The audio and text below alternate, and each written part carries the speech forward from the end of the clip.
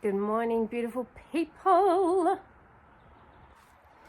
Good morning.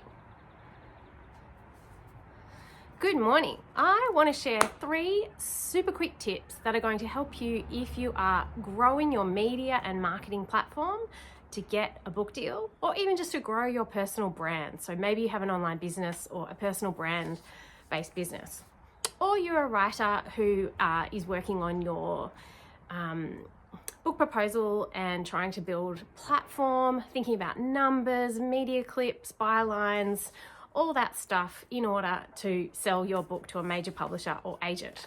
All right, so 3 super quick tips that you can implement right now, today.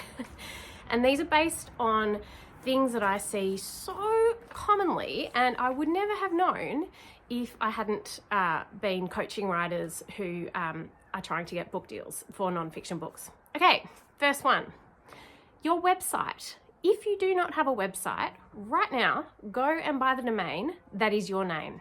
First name, last name.com. If you can't get .com, get .co or .com.au if you're in Australia, for example. But it must be your name. I don't care if your book is called Shadows of the Petals or The Moon and the Stars. You must buy the domain for your name.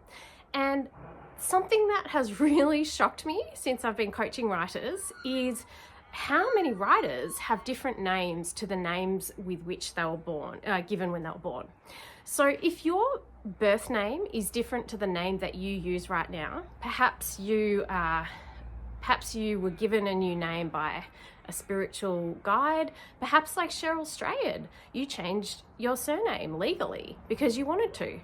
Perhaps you just didn't like your name and you changed it legally. Whatever name you are using in your career, whatever name you're going by, that most people know you by, the name that you will put as the author of your book is the name you need to have as your website. Just buy the domain. Even if you don't have a website set up yet, even if you haven't sold your book or anything like that, just make sure you get the name, first and last name, as soon as possible.